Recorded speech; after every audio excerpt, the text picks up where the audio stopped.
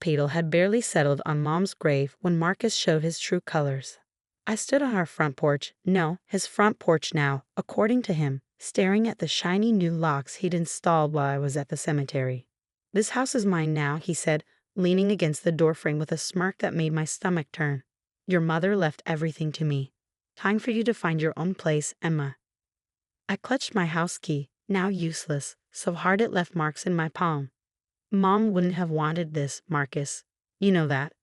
What your mother wanted doesn't matter anymore." He straightened his expensive tie, bought with Mom's money like everything else he owned. "She's gone, and you're not my responsibility. You have an hour to pack what you can carry." I stared at the man my mother had married 3 years ago, trying to see what she'd seen in him. The charming businessman who'd swept her off her feet after Dad died, who promised to take care of us both. Now, with Mom gone, the mask had completely dropped. "My clothes are in there," I said, fighting to keep my voice steady. "My laptop, my photos of Mom. Should have thought about that before you accused me of stealing your mother's medication, shouldn't you?" His voice was cold. "Actions have consequences, Emma. You're 23. Time to learn that lesson." The accusation had been true, of course. I caught him selling Mom's prescription pain medication during her final months, pocketing the money while she suffered. But when I tried to tell her, he'd convinced her I was jealous, unstable, trying to come between them.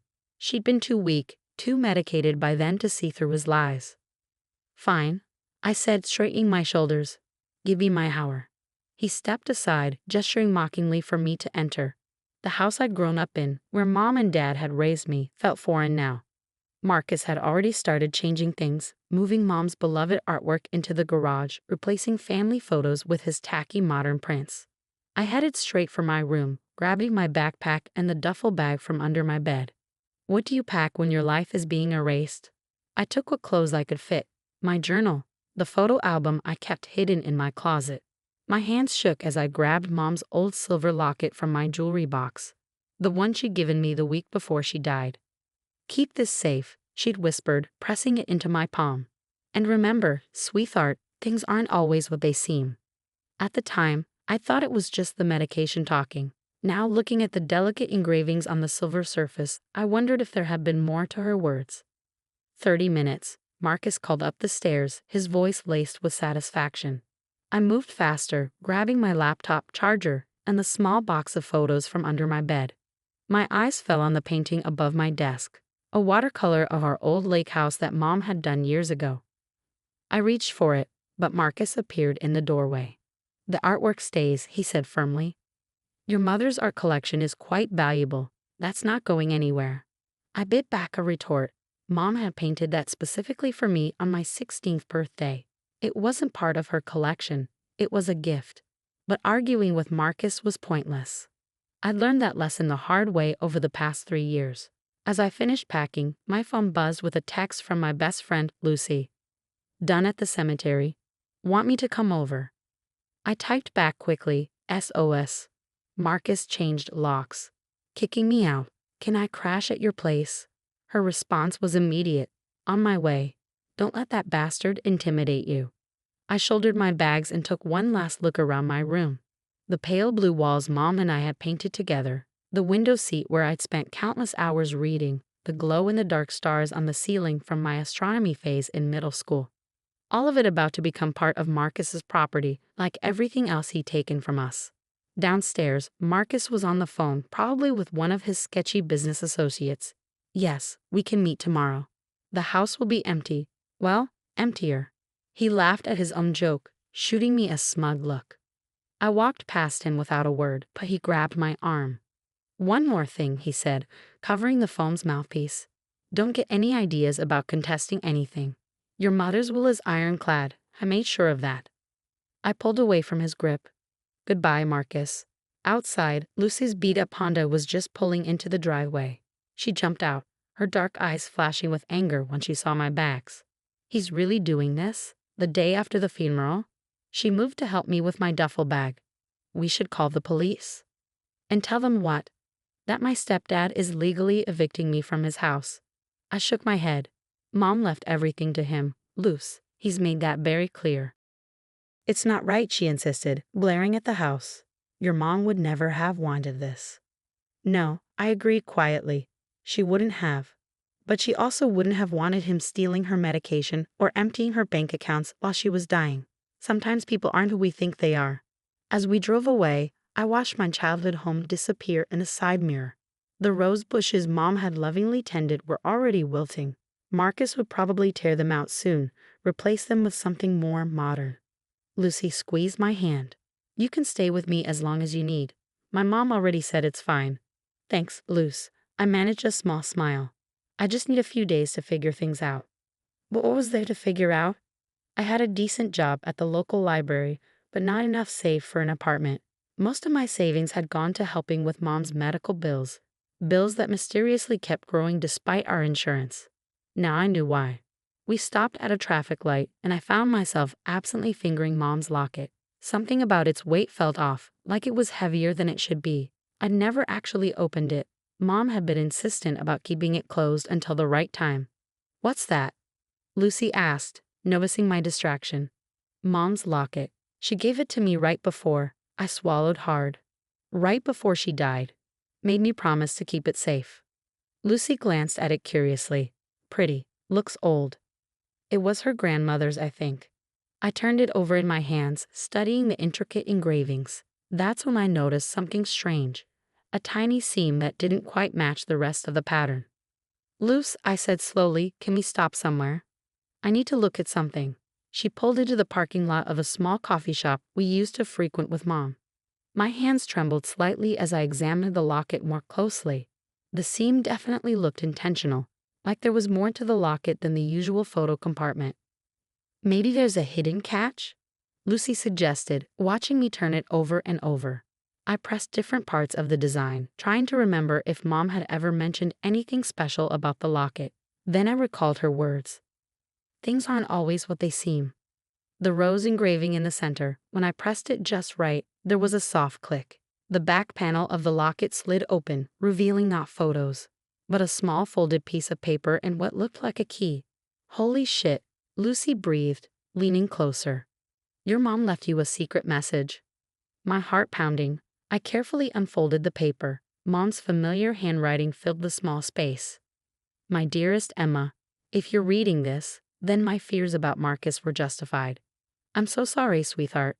I should have listened to you sooner, but I've made arrangements to protect you, arrangements Marcus knows nothing about. The key opens a safety deposit box at First National Bank, box number 247. Go there immediately. Ask for Patricia Winters. She's an old friend and she's expecting you. What you find in that box will change everything. I love you more than life itself. Stay strong. Justice is coming. Love, Mom. I stared at the letter, then at the key, my mind racing. Mom knew, I whispered. She knew what Marcus was really like. She was planning something. Lucy was already putting the car in gear. First National is still open for another hour. Want to find out what's in that box? I clutched the letter and key tightly. Yes, I do. As we drove toward the bank, I thought about all the little things that hadn't quite added up in Mom's final months. The whispered phone calls. The mysterious appointments she wouldn't explain. The way she'd insisted on keeping her old laptop even when Marcus offered to buy her a new one. Mom had always taught me that the truth finds its way out eventually. What truth had she been protecting? What had she hidden away in that safety deposit box that was worth all this secrecy? Lucy parked in front of the bank just as the sun was starting to set. Whatever's in that box, she said, squeezing my hand, I'm right here with you. I took a deep breath, gathering my courage. Let's go find out what Mom's justice looks like. The bank lobby was nearly empty as we approached the main desk. An older woman looked up from her computer, her eyes sharpening with interest when I asked for Patricia Winters. And you are? Emma Mitchell, Margaret Mitchell's daughter. The woman's entire demeanor changed. Of course. We've been expecting you. Follow me, please. As we walked toward the safety deposit box area, I could feel my heart pounding. Whatever Mom had left in that box, it was important enough to keep secret from Marcus, important enough to protect with all these precautions. Patricia Winters was waiting for us in a private viewing room. A slender woman in her 50s with kind eyes and Mom's favorite shade of lipstick. Emma, she said warmly, you look so much like your mother. I've been hoping you'd find your way here soon. You knew my mom. We were friends in college, and I helped her with some legal matters in recent months. Patricia's expression turned serious. She wanted to make absolutely sure you'd be taken care of, no matter what happened. She gestured to a table where a large safety deposit box waited. Shall we see what Margaret left for you? I held out the key with trembling fingers. Whatever was in that box, I knew one thing for certain. Mom had outplayed Marcus one last time, and I was about to find out how. The safety deposit box opened with a soft click that seemed to echo in the quiet room. Patricia stepped back, giving me space as I lifted the lid with trembling hands. Inside was a thick manila envelope, a laptop I recognized as Mom's old one, and a smaller box that looked like it held a USB drive. But what caught my eye first was a letter on top, marked "Read this first" in Mom's handwriting. Lucy squeezed my shoulder as I opened it. Dearest Emma, if you're reading this, then everything has happened as I feared it might. Marcus has shown his true colors, and you're probably feeling lost and betrayed. Don't be. I've been preparing for this moment for months. What you're about to learn will change everything. The laptop contains proof of all of Marcus's crimes, not just stealing my medication, but years of fraud, money laundering, and theft. The USB drive has backup copies of everything, plus recordings of conversations I had with him when he thought I was too medicated to remember. But the most important thing is in the manila envelope. My real will, witnessed and notarized 6 months ago, before Marcus could interfere. Everything I own, the house, my art collection, my investments, it all goes to you, Emma. Marcus's ironclad will is a forgery. My hands shook as I opened the manila envelope. Inside were dozens of documents, bank statements, property deeds, and Mom's true will, exactly as she described. But there was more. Your mother was very thorough, Patricia said softly. She knew Marcus would try something like this. That's why she came to me, not just as her friend, but as a forensic accountant. I looked up sharply. Forensic accountant. Patricia nodded. I've spent the last 6 months helping your mother document everything.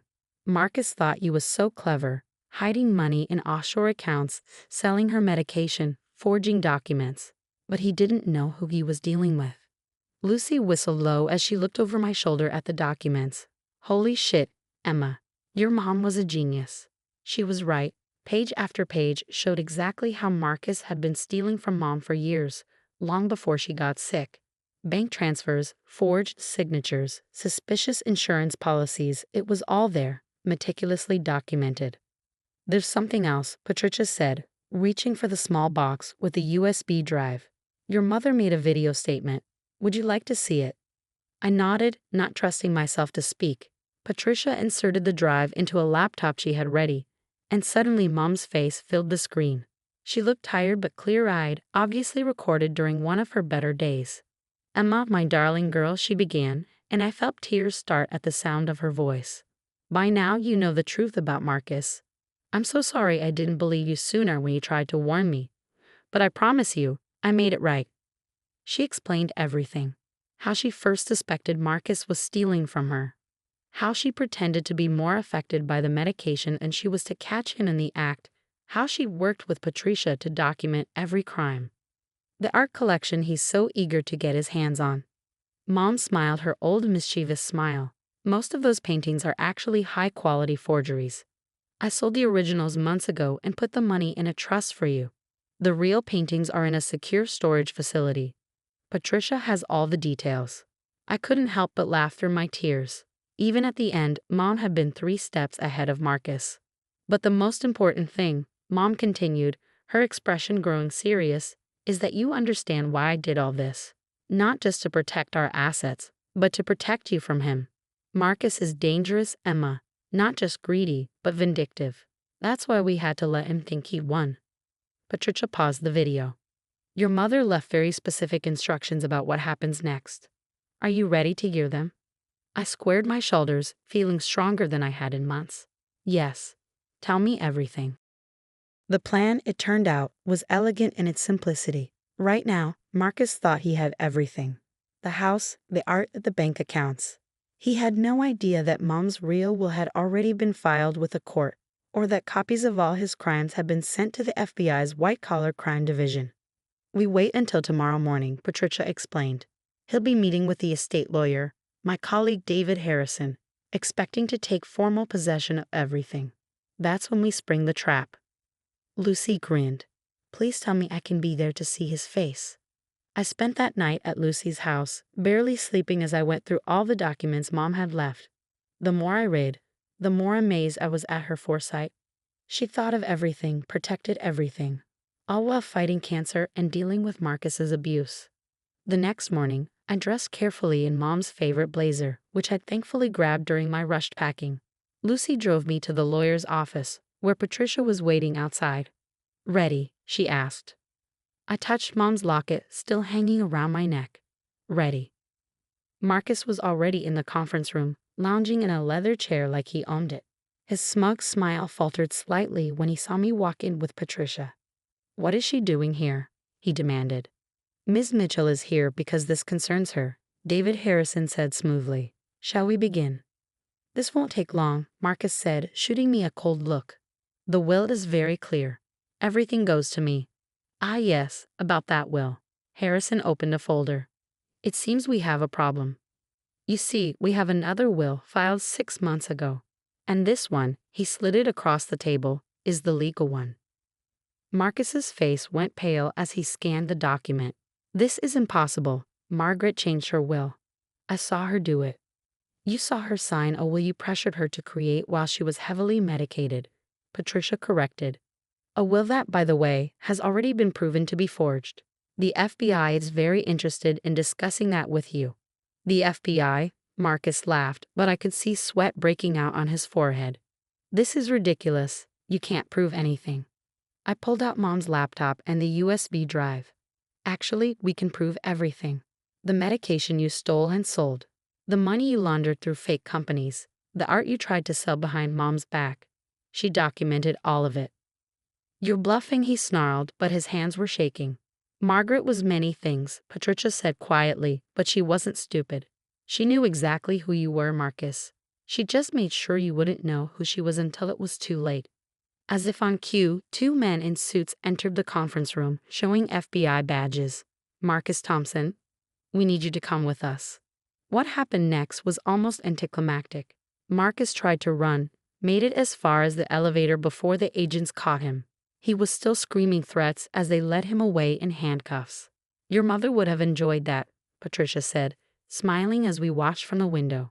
She orchestrated it perfectly, I agreed. Even from beyond the grave, she made sure justice was served.